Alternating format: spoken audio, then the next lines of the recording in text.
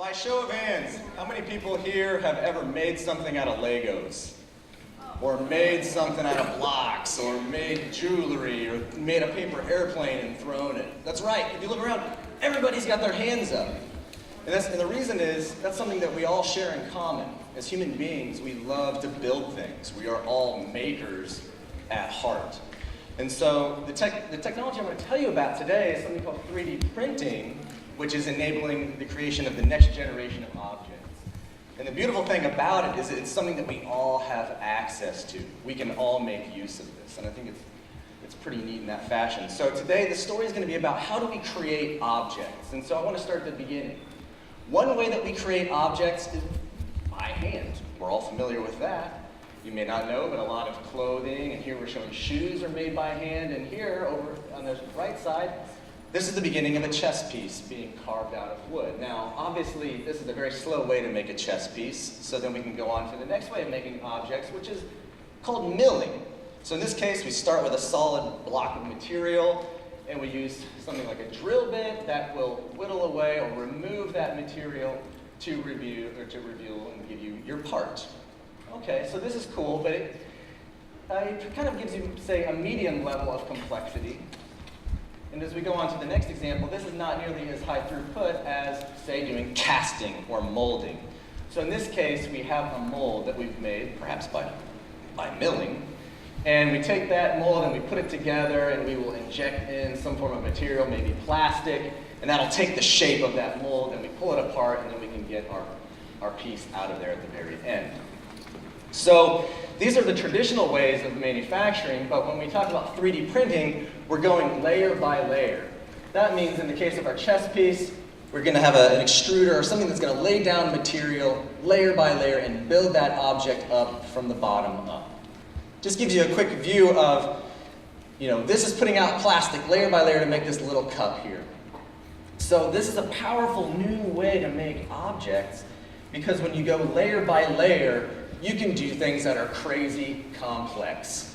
So you look at this object right here, this is a little lamp, and you can see we have this meshed pattern and it's weaving in and out. And you can imagine it would be impossible to make this by making an injection mold, or by hand, or any other way. The only way you can do this is through 3D printing. So that's pretty neat, and there are a number of examples that are coming through right now with 3D printing for everyday items. For example, shoes. You can see now that we have new levels of complexity in the way that these shoes are made. Or how about a guitar? Same story. A great deal of customization that's going into each of these parts.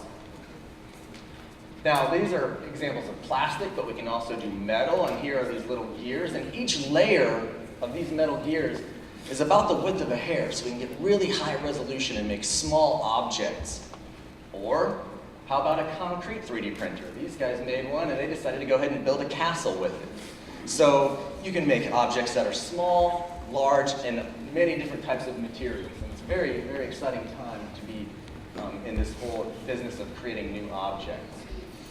As we move on to medical applications of this, a lot of different examples are coming up. Here's a 3D printed trachea that was implanted in a baby and saved that child's life.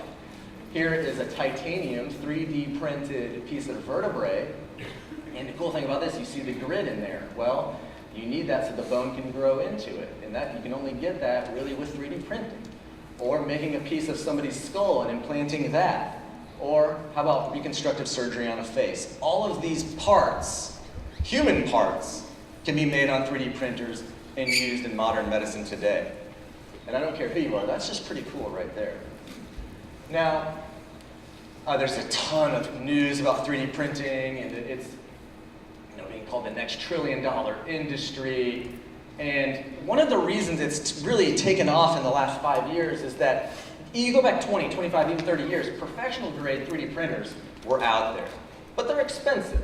$100,000, even $75,000 is way too much for all of us to take advantage. But nowadays, we have something called consumer-grade 3D printers, and many of you maybe even have these in your school already. One example is a MakerBot replicator. This is what we started with in my own lab, and that's $2,000.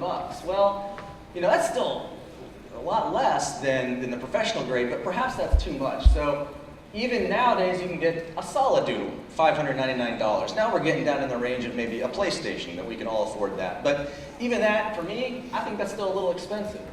So right now there's something called a Peachy printer, and that's going to be selling for $100.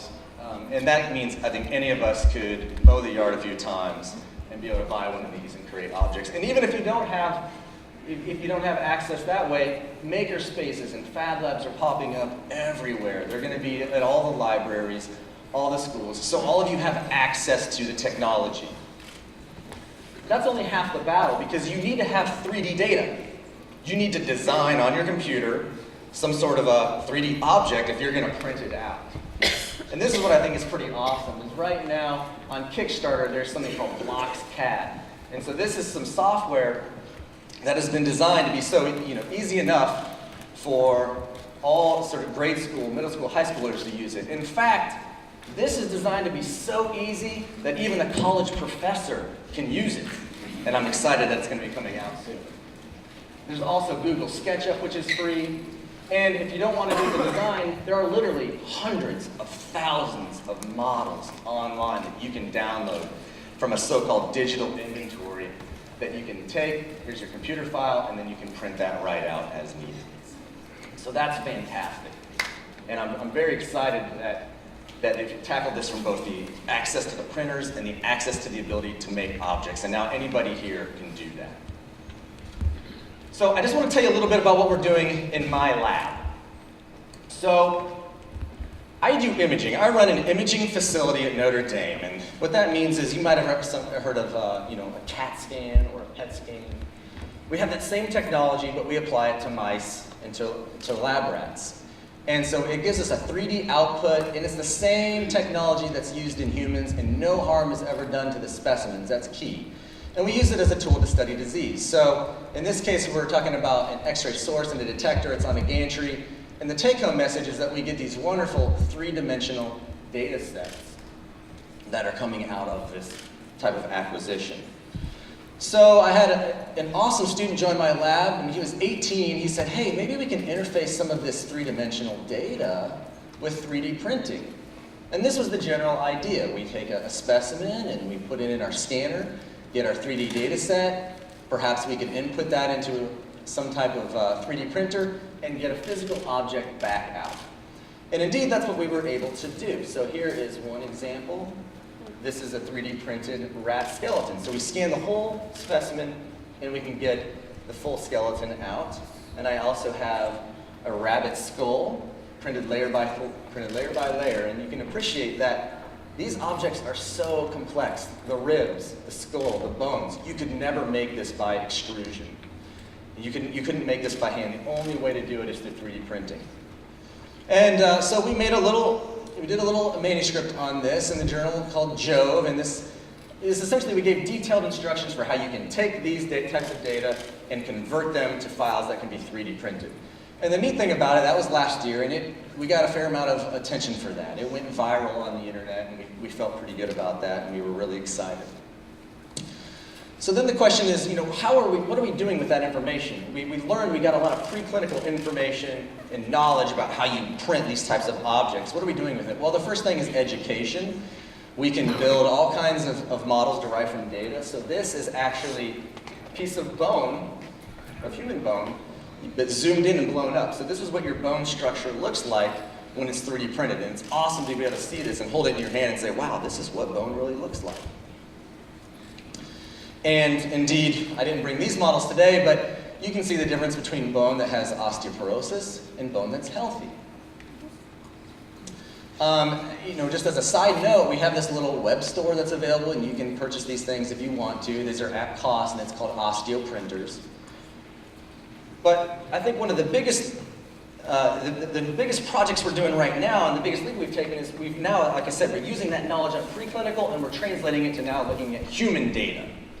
The idea being, as I showed before, we can look at soft tissue or skeletal features from patients, and then we can use that information to make these types of models on a patient-specific basis that can be used for practice surgeries. So imagine if you have a broken arm, you go to the doctor, they scan it, and the doctor just prints it out in plastic. And he says, oh, well, now I know how I'm going to fix this. Now I know how I'm going to put it back together. It's the same concept. And we think that these types of models are going to have a lot of utility in medicine moving forward. The other thing I want to note is that, I had a traditional lab a couple years ago. We were motoring along, doing our research, publishing papers, and when we got into 3D printing, that got us into entrepreneurship. That really enabled us to build things in the lab, like manifolds or chambers, imaging chambers or beds. And then when we started solving our own problems, we realized they had commercial potential, and we launched a company out of this. So this is In Vivo Concepts.